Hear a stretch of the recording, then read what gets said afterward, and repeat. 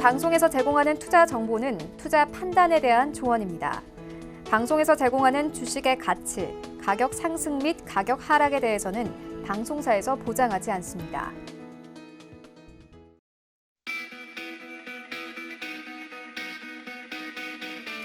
안녕하세요. 고수익 작전타임의 이수연입니다. 전일 6월의 마지막 시장이 마감됐습니다. 양 시장 모두 빨간불로 마무리를 지었는데요. 코스피 시장은 3,296선까지 회복을 해줬고 코스닥 시장은 1,030포인트까지 늘어나는 모습이었습니다.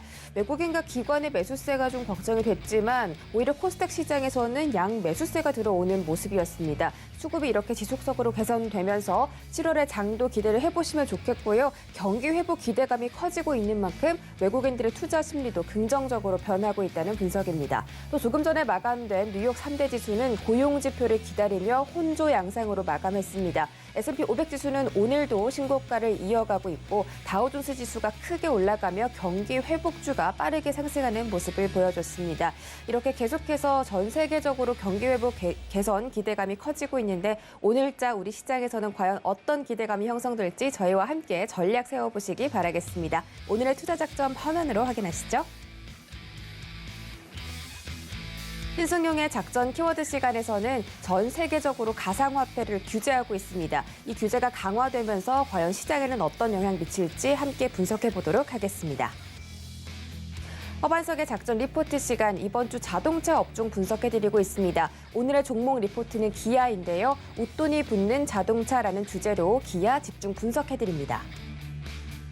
이주연의 주유소 포트 시간에서는 저출산 유아동 관련주 투자 전략 공개해드리도록 하겠습니다. 전일 시장에서 유아동 관련주들 굉장히 강했는데요. 과연 오늘자 시장에서도 이런 흐름 이어갈 수 있을지 공개해드립니다.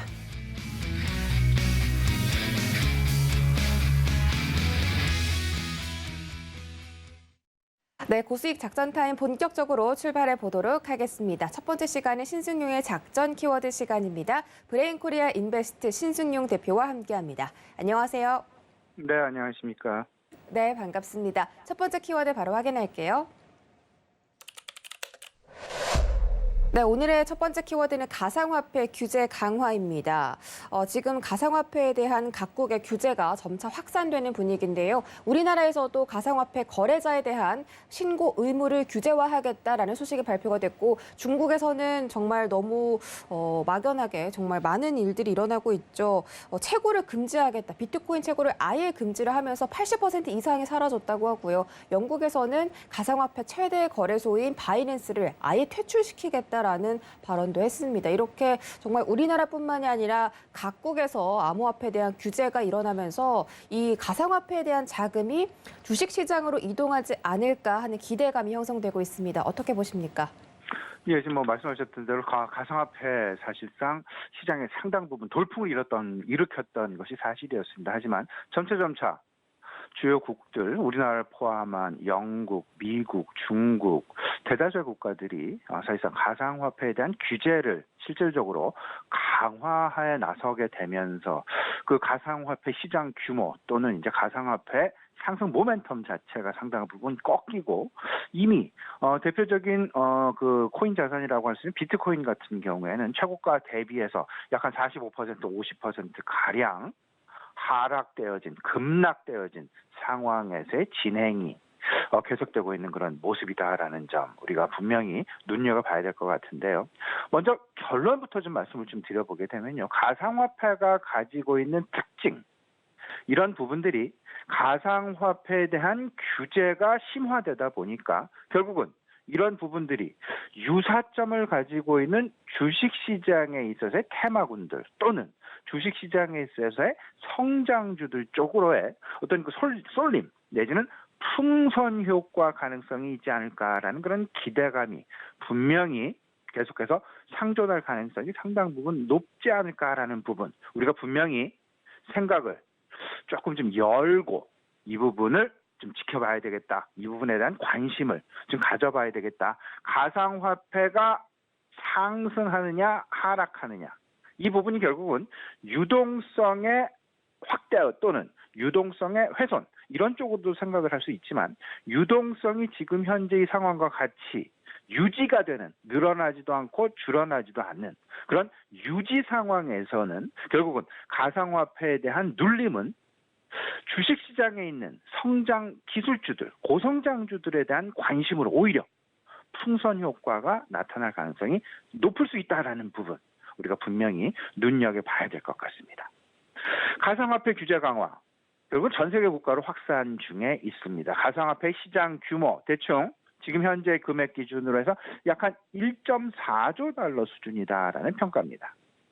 이 부분을 우리나라 간단하게 좀 이 금액이 어느 정도가 될지를 좀 생각을 해본다면 우리나라 1년 GDP가 최근 한 1.7조 달러 정도 됩니다. 그럼 거의 우리나라 1년 GDP와 맞먹는 규모의 가상화폐 시장이 이미 형성되어 있다라는 점. 그러다 보니까 점차 가상화폐 시장 규모가 점차 급속한 속도로 확산되어지고 있고 이러다 보니까 주요국들 소위 말하는 헤게모니를 쥐기 위한 노력 사실상 되어지고 있다라는 점. 중국에 이어서 영국, 미국 규제를 강화한다라는 점. 정부가 가지고 있는 가장 강력한 수단 뭐니 해도 규제가 될 것 같고요. 크게 경기를 부양하거나 시장을 유지하거나 시장을 제한하거나 네 가지 정도의 방법이 있습니다. 조세 정책이 있고요. 재정 정책이 있고요. 통화 정책이 있고요. 또 하나는 레귤레이션, 규제와 관련된 규제를 완화해 줄 것이냐 아니면 규제를 강화해 줄 것이냐 하는 부분에 따라서 경기를 부양하고 경기를 조절하는 그런 기능, 네 가지 기능 중에 하나가 결국은 규제라는 부분. 이 부분에 있어서 최근 가상화폐와 관련해서는 규제를 완화하는 쪽이 아니라 규제의 강화 쪽으로 상당히 빠른 속도로 나서고 있다라는 점. 규제 강화를 하고 있는 가장 중요한 핵심적인 배경 네 가지로 요약이 될 수 있을 것 같습니다. 첫 번째는 투자자 보호 차원의 거품이 생기게 된다라면 실체가 없는 상황에서 말 그대로 가상 이 부분은 자칫 잘못하다가는 거품이 붕괴되어지는 그런 우려, 그런 부분들은 어느 누구도 책임질 수 없는 소위 말하는 경제 전반적인 큰 손실을 보게 될 그럴 가능성, 이런 부분들을 미리 사전에 방지하고자 하는 주요 정부들의 노력이 들어가 있고요. 두 번째는 조세회피 수단으로 사실상 가상화폐가 많이 활용이 되고 있죠.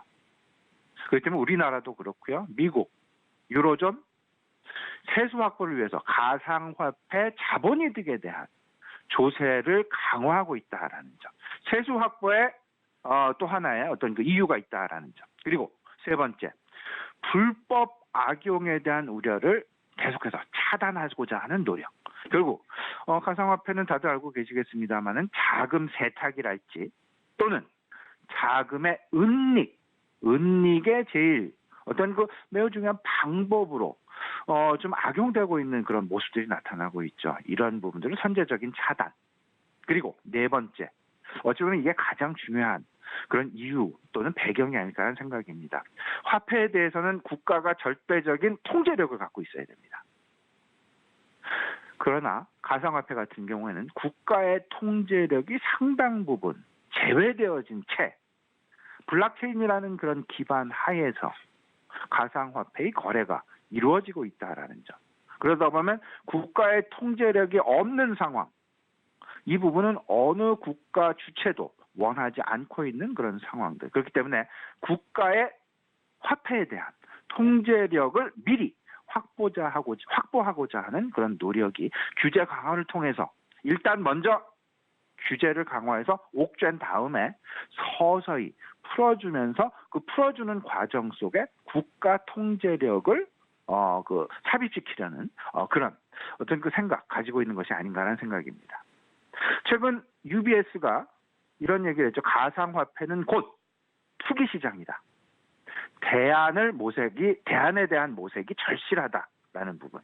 왜냐하면 각국의 규제 단속이 본격화되어지고 있고 이렇게 하다 보면 디지털 자산, 가상화폐 상당한 타격을 받을 가능성이 높겠다. 최근 비트코인 가격의 3개월 가격 추이를 보면요. 지난 4월 이후 한 6만 달러 정도를 유지를 했었던 한 3개월 동안 유지했었던 가상화폐 최근 들어서 3만 4천 달러대로 하락 급락되어져 있는 그런 상황이 되겠습니다. 가상화폐 그렇다면 우리는 가상화폐가 점차 규제가 강화되고 있는 그런 상황이다라면 결국은 가상화폐와 가상화폐에 대한 투자를 서서히 거둬들일 가능성이 높게 될 것이고 그 거둬들인 돈은 유동성은 결국은 주식시장 또는 가상화폐와 상당히 유사한 자산으로 다시금 이전 내지는 몰릴 그럴 가능성 우리가 분명히 열어놓고 봐야 될 것 같은데요. 가장 비슷하고 가장 유사한 가상화폐와 가장 유사한 부분은 뭘까 좀 생각을 해보면 당장 떠오르는 부분이 고성장 기술주들에 대한 반사 이익 또는 풍선 효과 가능성이 높지 않을까라는 부분. 우리 시청자 여러분들도 분명히 제 생각에 동감 가지고 계시지 않을까라는 그런 생각입니다. 가상화폐, 고성장 기술주와 상당 부분 유사점이 많다. 공통점, 성장 스토리와 모멘텀, 그리고 쏠림, 그리고 여기에 변동성까지. 오르락 내리락의 어떤 그 반복 이런 부분들이 고성장 기술주들이 가지고 있는 어떤 그 주식시장에서의 움직임들과 상당히 유사하다라는 점. 다른 점은 분명합니다. 성장에 대한 가시성 확인이 가상화폐는 불가능하고요. 성장에 대한 가시성에 대한 확인이 가능한 것이 결국은 고성장 기술주가 되겠습니다. 마침 2분기 실적 시즌이 임박을 하고 있습니다. 어제부로 2분기가 마감이 되었죠. 그러다 보니까 이제 2분기 실적 시즌이 바로 개막이 될 수밖에 없는데요. 이런 속에서 실적을 통한 성장 가시성, 성장 스토리가 말 그대로 막연한 스토리가 실제로 이어지게 되는 확인 과정을 거치게 되는 그런 부분들이 2분기 실적 시즌 임박과 함께 다시금 시장 맞닥뜨리게 될 것이다라는 점.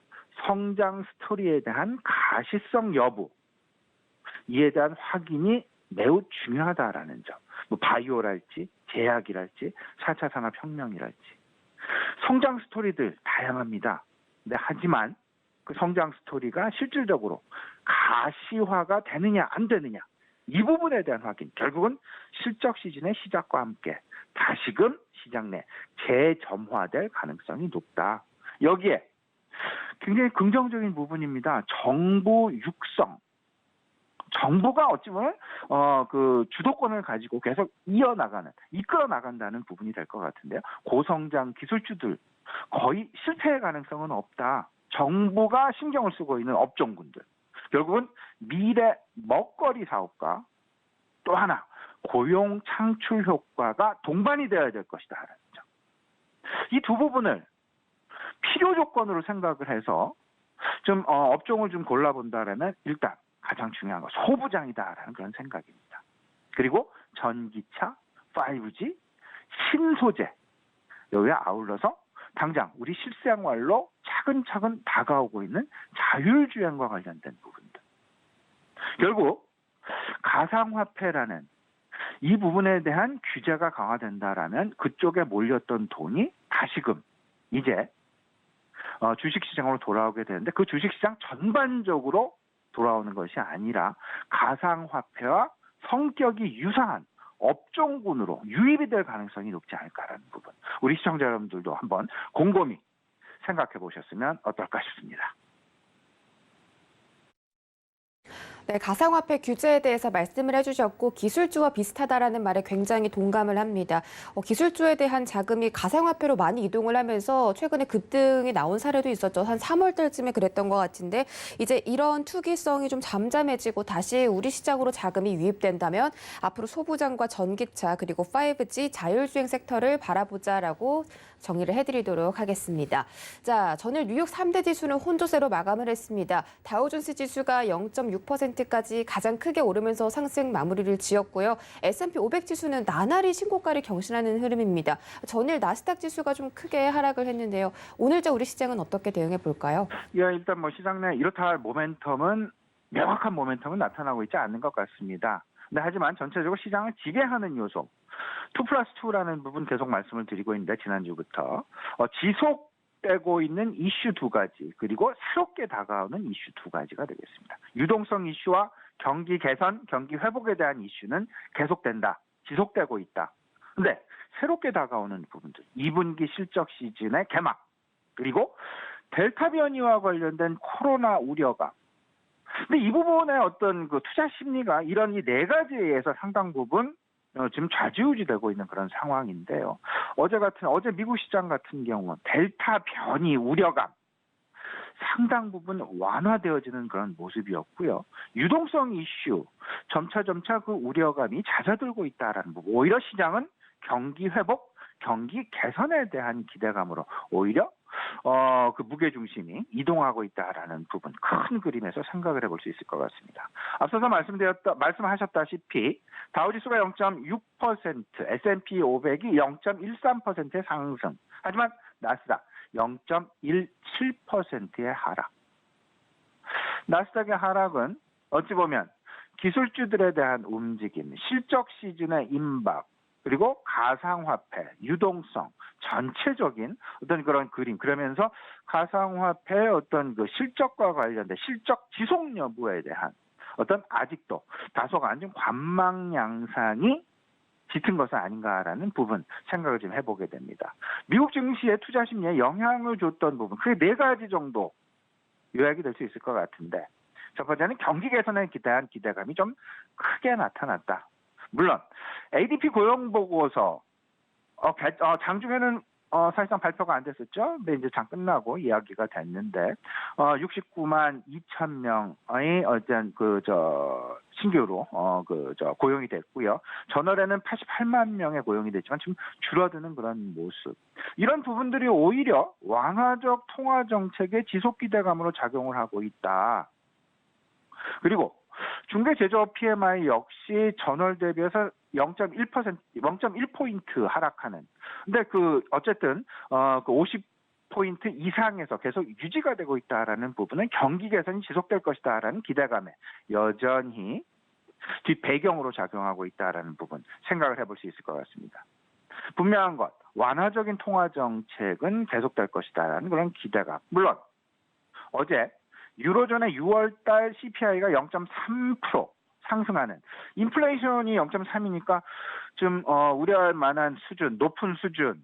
그럼에도 불구하고 시장은 완화적인 통화 정책은 지속될 것이다라는 쪽에 무게 중심이 쏠리게 되면서 전체적인 국채 금리랄지 전체적인 유동성에 대한 우려감은 크게 증가하지 않았다라는 부분. 오히려 안정화 방향으로. 신한은행 국채금리 같은 경우, 그래프를 보시게 되면요. 계속 이제 하향, 안정화, 1.5% 아래에서 어제 같은 경우 1.468에 마감을 했습니다. 1.5% 이하에서 지금 안정화가 지속되고 있는 그런 모습들. 이런 속에서 실적 시즌이 임박한 그런 상황 속에서 공룡 기술주들은 다소간 좀 혼조 양상을 보였죠. 근데 여기에서 계속 말씀을 드리고 있는 부분이지만 가상화폐 규제에 대한 반사 이익과 2분기 실적 시즌에 대한 기대감 이런 부분들에 의해서 사실상 지금 힘을 축적하고 있는 그런 상황이 아닐까라는 부분 생각을 해볼 수 있을 것 같습니다. 특히나 어제 같은 경우에 미국 시장에서는요, 코로나 델타 변이에 대한 우려감이 다소간 좀 완화되어지는 그런 모습이었습니다. 이러다 보니까 리조트주와 항공주에 대한 상승이 돋보이는 어떤 그런 시장 기류였다라는 점. 델타 항공이 1%에 가까운 상승, 그리고 라스베가스 샌즈, 호텔 리조트 카지노죠?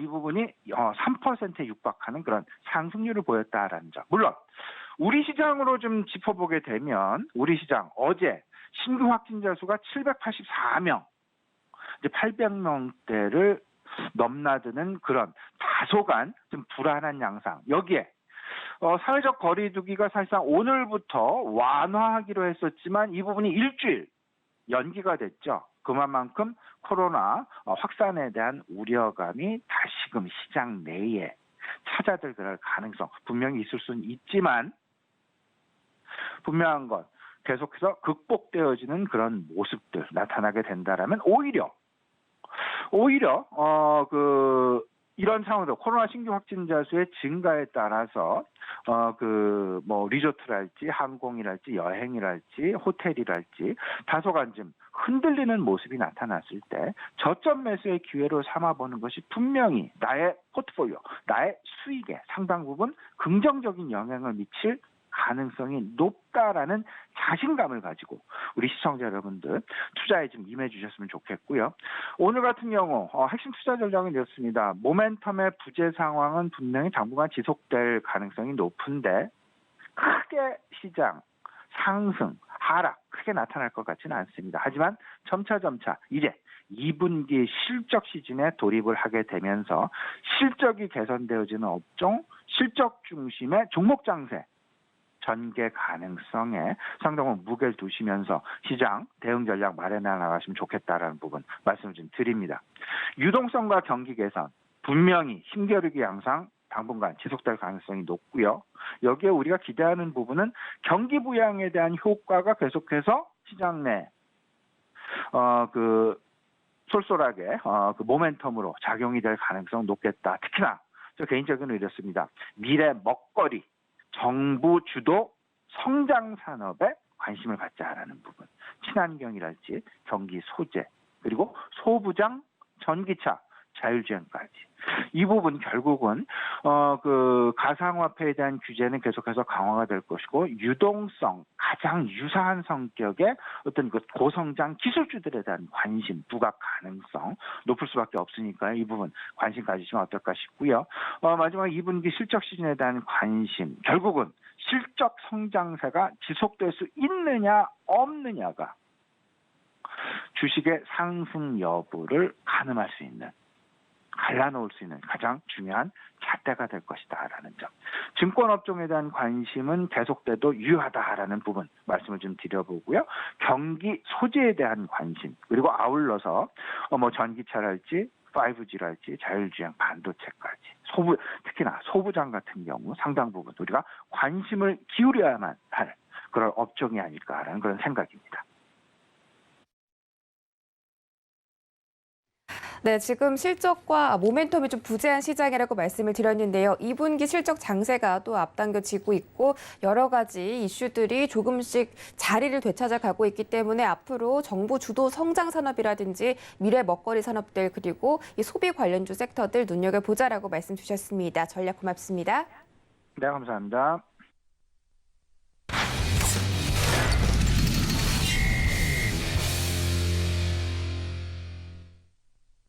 네, 증권가에 쏟아지는 리포트들 분석해드리는 시간입니다. 허반석의 작전 리포트 시간인데요. IR 분석에 신 허반석 전문위원과 함께합니다. 안녕하세요. 안녕하세요. 네, 반갑습니다. 이번 주 자동차 업종 리포트 분석해드리고 있는데요. 오늘은 어떤 종목일지 바로 확인해 볼게요. 네, 오늘의 종목 리포트는 누구나 알고 있다는 기아차입니다. 웃돈이 붙는 자동차라는 주제인데 왜 기아에서 웃돈이 붙고 있는지 굉장히 궁금합니다. 기아가 또 우리나라뿐만이 아니라 미국에서 또 활발한 실적을 내고 있는데요. 앞으로 기아의 모멘텀은 어떻게 흘러갈지 자세한 분석 부탁드립니다. 네, 이번 주는 자동차 업종에 대해서 말씀을 드리고 있고요. 현대차를 시작으로 한컴 MDS 그리고 오늘은 기아까지 좀 살펴볼 예정입니다. 기아 자동차, 기아차에서 기아로 사명을 변경을 했고 그리고 또 한 가지를 살펴보자고 한다면 기아 자동차의 주가도 현대 자동차와의 주가 마찬가지로 3월 23일 코로나 팬데믹으로 인해서 21,500원 저점을 찍고 그리고 나서 102,000원까지의 대세 상승을 조금 이어왔습니다. 그러한 부분들을 좀 살펴봤을 때 많이 올랐다라고 좀 보실 수 있을 것 같습니다. 어마어마하게 올랐습니다. 102,000원이라고 하면 21,500원에서부터 약 370% 수준의 상승률을 좀 보여줬는데요. 77,000원 구간을 다시 한번 재차 바닥 구간으로 조금 형성을 하고 있는 모습입니다. 이 구간에서의 새로운 바닥과 추세가 형성이 되는지 그 부분을 좀 살펴보시면서 그리고 현재는 9만 원 내외에서 우상향 추세를 이어갈 수 있을지 그 두 가지 포인트를 좀 보시고요. 앞서서도 말씀을 드렸고 리포트를 통해서도 좀 확인을 해 나가고 있는데요. 지수는 현재 신고가 영역입니다. 기저효과, 이연 소비, 그리고 판매 증가가 전망되기 때문에 현 주가 수준을 유지하고 있는 모습이지만 앞으로의 조정이 나왔을 때 유심 있게 그리고 하반기 그리고 내년, 후년까지도 조금 살펴볼 만한 섹터가 자동차 업종이다라는 부분을 말씀을 드리고 있습니다. 반도체 쇼티지로 인한 부분들이 어느 정도 해소가 되어가고 있고 국내 내수 시장뿐만 아니라 미국과 인도 중심의 호조세는 지속되고 있고 바이든표 친환경 공약을 살펴볼 때 자동차, 전기차의 수에 긍정적 전망이 이어지고 있다라고 이 업종을 좀 살펴보시면 좋을 것 같습니다. 유진투자증권 그리고 유안타, 하나금융투자증권에서 발간된 리포트 세 가지를 조금 살펴볼 텐데요. 먼저 1분기 실적을 살펴보면 매출액은 16조 5,800억 원, 전년 대비 13%, 13.8% 정도 상승을 했습니다. 영업이익은 1조 700억 원 정도로 140% 넘는 성장률을 보였고요. 당기순이익도 1조 300억 원으로 전년 대비 290%에 달하는 성장률을 보였습니다. 그러면 2분기 실적은 1분기 실적보다 더 좋아져야 할 텐데 어떻게 될까? 시장의 전망치를 살펴보면 매출액은 18조 4천억 원, 전년 동기 대비 62% 증가합니다. 영업이익은 1조 4,370억 원으로 전년 동기 대비 880% 이상 증가가 전망되고 있습니다. 당기순이익도 1조 2,270억 원으로 전년 동기 대비 870% 이상 증가가 전망되고 있으면서 시장의 기대치를 대폭 상승할 거다, 상회할 거다. 그래서 슈퍼 어닝스가 온다라고 유진투자증권에서는 제목을 뽑고 있습니다. 슈퍼 어닝스의 요인으로는 신차 공급 축소로 인한 글로벌 신차 그리고 중고차 모든 가격들이 큰 폭으로 상승을 하고 있습니다. 너나 할 것 없이 자동차를 사겠다. 그러니까 자동차 가격은 높아지고 있어서 할인율이나 제공해주는 인센티브 등을 줄였습니다. 그러면 판매 비용 감소, 마진율 상승, 이익 개선으로 조금 더 연결이 될 수 있다라고 보시면 좋을 것 같고요. 현대차 말씀을 드릴 때 보여드렸던 5월 자동차 판매입니다. 유한타증권에서 정리를 해주셨고요. 기아자동차를 보면 5월 판매가 48,000여 대 국내입니다.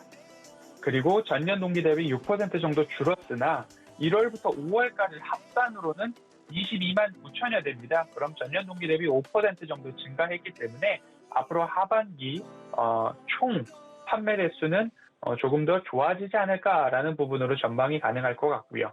해외가 조금 더 집중해 볼 필요가 있는데요. 5월 판매 대수는 19만 7천여 대로 전년 동기 대비 73%나 증가를 했습니다. 1월부터 5월까지의 합산을 보면 95만 9천여 대로 전년 동기 대비 30% 증가했습니다. 제가 YOY라고 부르는 이 비교 수치를 누누이 실적에서도 그렇고 판매 대수에서도 그렇고 말씀드리는 게 전년은 코로나19가 있었기 때문에 비교가 무의미할 수도 있지만 2019년도 대비 데이터를 찾아서 비교해 보았을 때도 증가하고 있는 것이 뚜렷하다라고 특히 해외 부문에서의 판매 호조는 뚜렷하다라고 보시면 좋을 것 같고요. 매출액과 영업이익, 당기순이익 모두 다 증가세를 저는 보고 있잖아요. 하반석의 모멘텀 체크리스트라고 하는 차트상 저위험 구간인가 그리고 숫자상 매출액과 영업이익이 증가하는가 전보다 회사가 좋아지고 앞으로도 좋아질 기업들을 조금 더 유심히 보셔야 된다는 의미로 저는 이 숫자 그중에서도 YOY나 QOQ에 집중해서 설명을 드리고 있다라는 점 1조 700억 원, 1조 7천억 원 수치로 말씀드려 보았자 전에 얼마를 벌었는가를 알지 못하면 기업이 성장하는지 아니면 기업이 피크 아웃을 하고 있는지 아니면 하향세인지 그 부분이 필요하다라는 부분 기업을 보실 때 참고를 해보시면 좋을 것 같습니다. 마지막으로 하나금융투자에서 5월 26일 발간된 리포트입니다. 더블 모멘텀으로 간다라는 제목을 뽑고 있는데요. 앞서서 기아 자동차의 긍정적인 전망, 우호적인 대외 환경, 신차 효과, 그 중에서도 살펴볼 게 SUV 빅사이클입니다. 다들 들어보셨을 이름일 수도 있고 생소한 이름일 수도 있습니다. 텔루라이드라는 자동차인데요. 국내에는 아직 출시가 되지 않았습니다. 북미 시장 중심으로 꽤나 큰 인기를 끌었던 2019년도 출시된 자동차인데요. 텔루라이드, 소렌토, 카니발, 스포티지까지 연결되어지는 SUV 신차 빅사이클이 해외 부분의 매출과 이익을 끌어당기고 있는 모습입니다. 국내 내수 그리고 미국 시장을 총망라해서 내년까지 호실적이 전망이 되고 있습니다. 7월부터는 전기차 전용 모델 EV6가 출시가 되는데 현대는 아이오닉, 기아는 EV5, EV6, EV7의 이 스파이샷까지도 이제 공개가 되고 있는 모습입니다. 2026년까지는 11개의 차종 전기차 라인업 구축한다라고 전망이 되고 있고요. 전기차 비중 속도가 높아지고 있습니다. 그 이유는 글로벌 전 세계 모든 국가가 전기차 비중과 친환경에 대한 역량을 강화하고 있기 때문이다라고 이해를 해보시면 좋을 것 같고요. 자율주행, 모빌리티 분야에서도 역량을 강화하고 있고 그 부분을 이제 중장기 성장 모델로 잡고 있다라고 보시면 좋을 것 같고요. 실적이 여전히 좋아지는 것들이 주가에는 고스란히 반영이 됐다라고 보시면 좋겠고요. 하반기 점진적으로 회복될 실적에 맞춰서 주가는 조정 시에 조금 접근을 하시면 좋겠다라는 말씀 드리도록 하겠습니다. 전기차 모델은 여전히 좋아지고 있다라는 말씀 리포트에서 이야기를 하고 있습니다. 전기차 판매 목표를 보면 21년도는 16만 3천여 대, 22년도는 26만 9천여 대, 그리고 2030년까지는 92만 5천 대로 결국엔 판매 비중이 올해 5.6%에서 2030년까지는 22%까지 목표치를 잡고 있습니다. 제목을 오늘 저는 웃돈이 붙어서 팔리는 차, 기아라고 했는데요. 그 중심에 있는 자동차가 텔루라이드입니다. 일부 TV 방송에서 예능 프로그램에서 야구 선수죠. 박찬호 선수가 타고 나왔던 차량이기도 합니다. 텔루라이드는 미국에서만 올해 1월에서부터 5월까지 37,800여 대 이상 팔리고 있는데요. 지난해 같은 기간에는 22,500여 대 정도 팔렸습니다. 2019년도에 출시가 되었는데 지금도 오히려 지금 더 흥행을 하고 있는 자동차입니다. 스테디셀러라는 모습들이 조금 받쳐 이제 연결되는 자동차 모델이라고 보시면 좋을 것 같은데요. 지난해 1월부터 지속적으로 웃돈이 조금 붙고 있다라고 합니다. 웃돈이 붙고 있는 대표적인 차종, 기아를 이제 포털 사이트에 검색을 해보시면 적어도 500불, 430불 정도, 500만 원, 430불 정도 웃돈이 붙어서 팔리고 있다라는 이야기들이 조금 심심찮게 보이실 겁니다.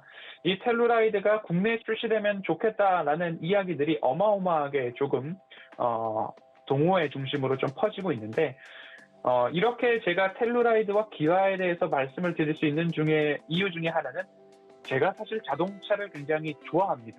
그래서 저도 텔루라이드가 국내에 출시되었으면 좋겠다. 못 사더라도 국내에서 많이 구경하고 싶다라는 차종 중에 하나가 텔루라이드인데 기아차와 현대차가 한 회사로서 텔루라이드 모델이 국내에 출시돼 있을 때 현대의 팰리세이드나 뭐 GV7080 그리고 산타페까지도 모든 경쟁 모델로 꼽히고 있는 차종이 텔루라이드이기 때문에 국내 출시는 아직까지 공식적으로 예정은 없다라는 것이 시장에 돌고 있는 소식들 중에 하나입니다.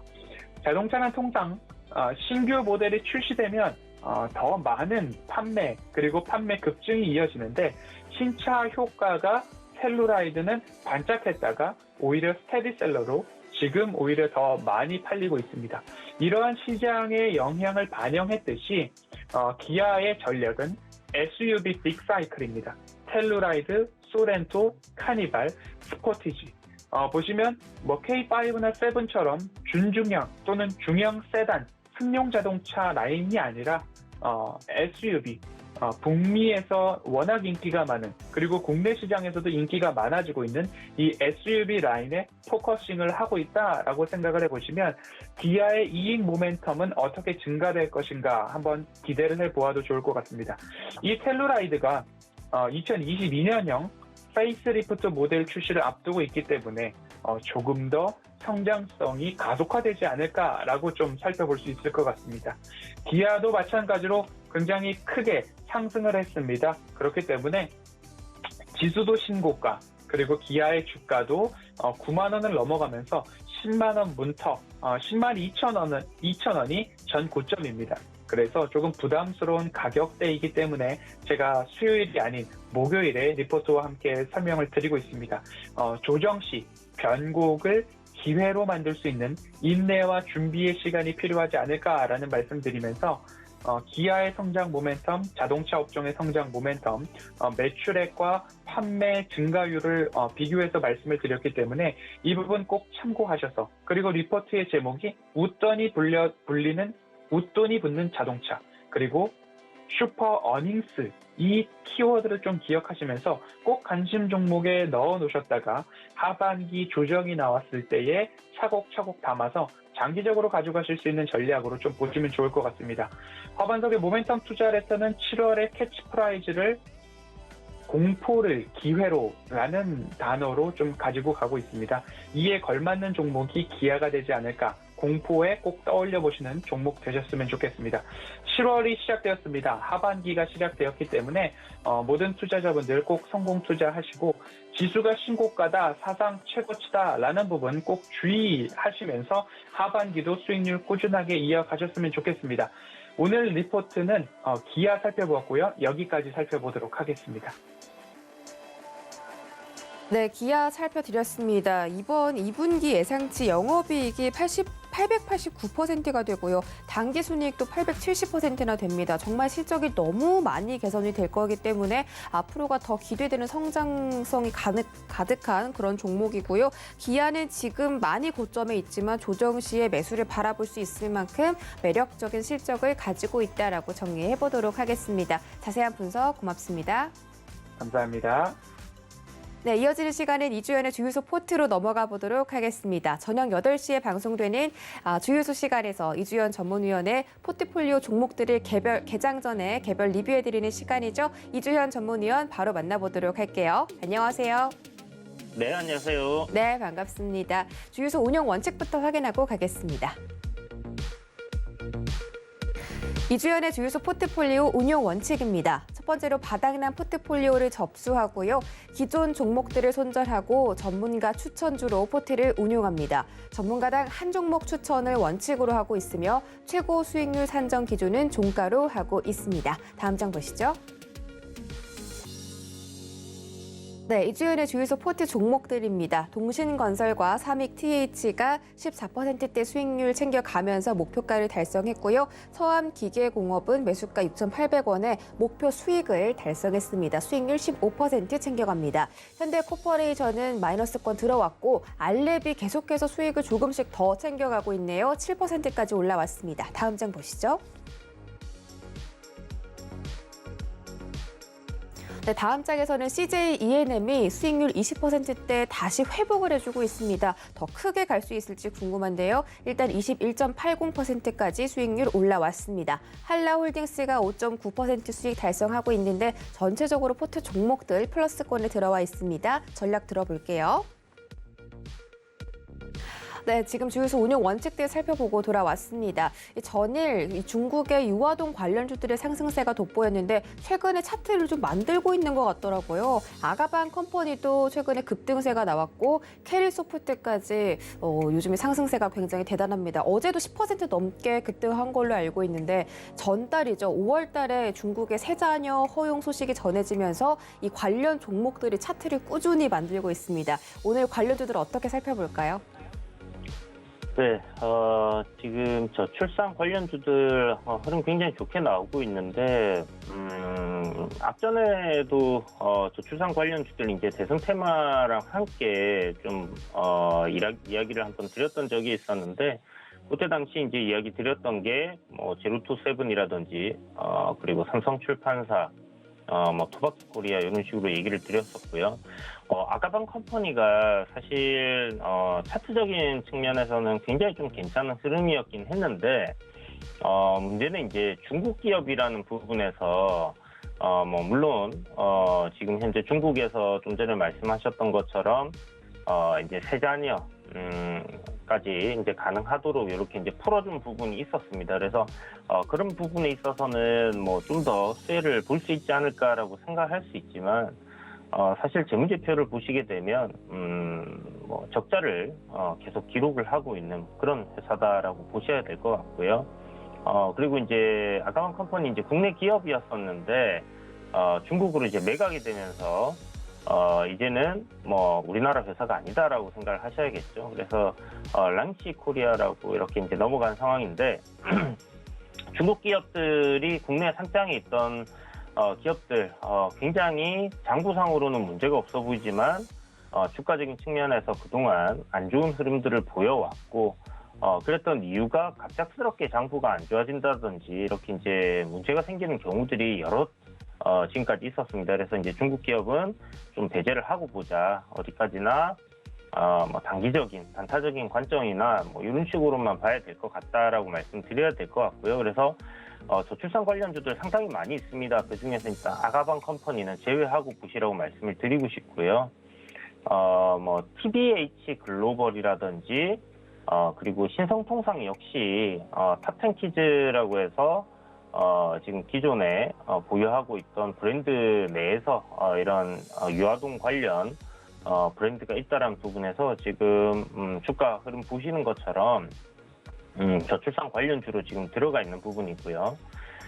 삼성출판사 뭐 다들 아실 겁니다. 아기상어 관련된 스마트 스터디를 자회사로 이제 보유를 하고 있는 기업이고 스마트 스터디에 뭐 나스닥 상장이나 코스피 상장에 대한 기대감이 이제 살아있는 종목이기 때문에 주가 흐름이 계속 괜찮게 움직여지고 있다라는 부분. 그리고 이 삼성출판사를 필두로 뭐 토박스 코리아 같은 경우 유아동 용품에 이제 뭐 장난감을 만든다든지 신발을 만든다든지 이제 그 아동용 이런 품목들을 좀 가지고 있다 보니까 우상향 흐름이 좀 지속되고 있다라는 부분이 굉장히 괜찮아 보이는데요. 제 생각에는 뭐 이 저출산 관련주들 지금 대선도 이제 얼마 남지 않은 상황이고 이제 대권 주자들 전당대회도 있고 하는 부분이기 때문에 요 전당대회에서 앞으로 이 대권 주자들이 어떤 정책을 가지고 나와서 서로 이제 토론을 하느냐라는 그런 부분에 이제 좀 초점을 맞춰야 되는 부분인데요. 당연히 우리나라에서 지금 저출산 문제는 굉장히 큰 문제가 되고 있는 부분이죠. 전 세계에서 유례를 찾을 수 없고 그리고 역대급으로 지금 저출산이 이어지고 있는 상황이고요. 지난달 출산율이 월별로 따졌을 때 2만 명이 안 됐던 그런 상황이었습니다. 그러니까 최저로 지금 월별 출산율이 지금 기록이 되는 그런 상황이고 제 생각에는 이게 끝이 아닐 거라고 생각해요. 지속적으로 출산율은 지금 떨어질 수밖에 없는 그런 환경들이 만들어져 가고 있다라는 부분에서는 이 저출산 관련된 테마들은 앞으로도 상승세가 좀 가파르게 올라갈 가능성이 상당히 높다라는 부분을 생각해 봐야 될 것 같습니다. 지금 뭐 집값은 사상 최대치를 계속 갱신을 하고 올라가고 있는 상황이고 청년층들은 직장을 구하기도 어렵고 그러면 뭐 일단 좋은 직장과 살 곳에 대한 안정감이 없는 상황에서 출산을 할 가능성은 뭐 계속 줄어들 수밖에 없다라고 보는 게 합리적이지 않을까라는 생각이 듭니다. 뭐 그 이유 말고 뭐 다른 이유가 더 있을까 싶을 정도로 안정된 직장과 주거 환경이 조성이 된다고 하면 뭐 결혼을 하고 물론 뭐 이제 자기 시간을 더 갖는 뭐 이런 부분들이 예전에 비해서는 늘었지만 기본적인 그런 부분들이 일단 갖춰졌을 때 출산율에 대해서 우리가 좀 생각해 볼 수 있는 부분이고요. 어찌되었던 간에 뭐 이런 부분들, 이런 문제들로 인해서 지금 출산율이 계속해서 떨어지고 있다는 것은 굉장하게 큰 국가적인 문제이기 때문에 대선 주자들은 이러한 이야기들을 계속해 나갈 가능성이 높다라는 부분을 주목을 하시고 저출산 관련주들 지속적으로 좀 관심을 가지면 좋을 것 같다라는 생각이 듭니다. 일단 뭐 지금 현재 우상향 흐름에서 가파르게 좀 상승하는 흐름 굉장히 좋아 보이고요. 뭐 캐리소프트라든지 제로투세븐, TBH 글로벌, 뭐 신성통상 뭐 이렇게 할 거 없이 계속 우상향 흐름이기 때문에 이런 구간에서 이제 조정이 나온다, 음봉으로 눌림이 나온다라면 이걸 사서 내가 물리는 게 아닐까라는 그런 생각을 하시기보다는 조정이 나올 때 분할 매수 관점으로 접근을 한다면 단기적으로는 물릴 수도 있겠지만은 결국은 수익을 줄 수 있는 섹터다. 그러니까 계속해서 시장에 관심을 받고 주목을 받고 우상향 흐름을 이어갈 수 있는 그런 섹터를 공략을 해야지 이제 수익을 내시는데 도움이 분명히 될 텐데요.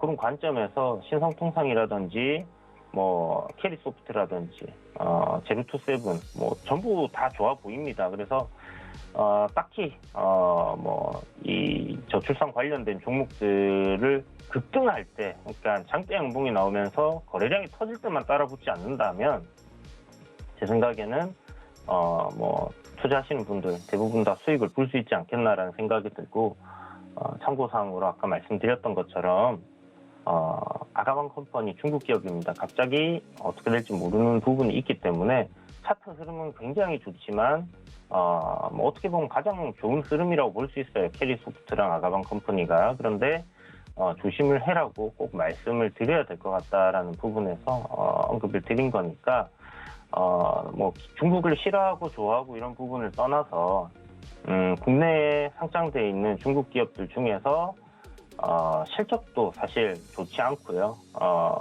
좋은 실적을 보여줬던 기업들도 장부상만 그렇고 갑자기 안 좋아지는 경우들도 많기 때문에 좀 조심하자는 취지에서 아가방 컴퍼니까지 이렇게 이야기 드렸으니까 참고하시면 좋을 것 같습니다. 네, 지금 차트 다 좋다고 말씀을 해주셨는데 거래량을 동반한 급등이 떴을 때는 매물 정리가 좀 될 수도 있기 때문에 주의를 하시는 게 좋겠다라고 말씀드렸습니다. 아가방 컴퍼니나 신성통상, 캐리소프트, 제로투세븐까지 모두 다 종목들 챙겨보시면 좋겠고요. 잠시 뒤 개장에서도 지켜보도록 하겠습니다. 말씀 고맙습니다. 네, 감사합니다.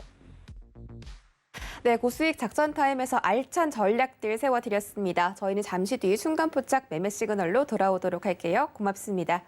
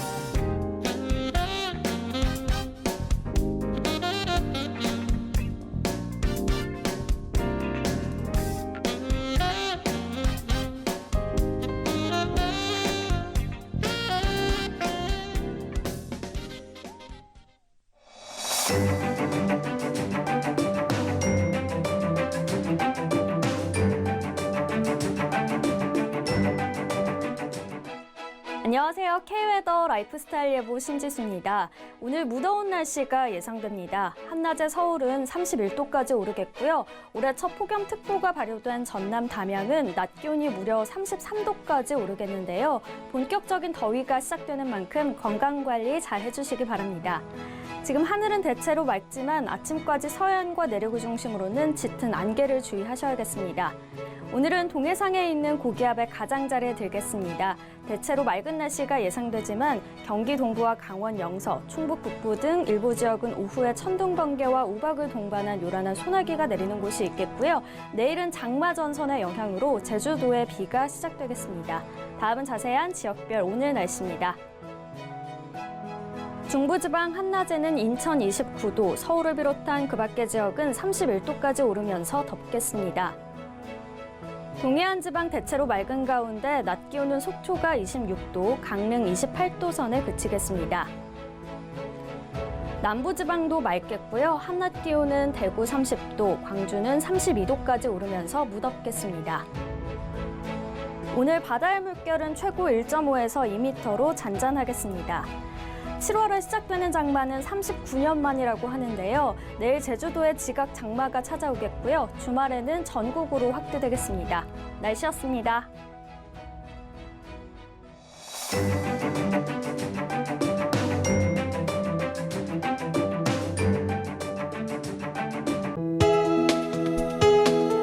본 방송에서 제공하는 투자 정보는 투자 판단에 대한 조언입니다. 방송에서 제공하는 주식의 가치, 가격 상승 및 가격 하락에 대해서는 방송사에서 보장하지 않습니다.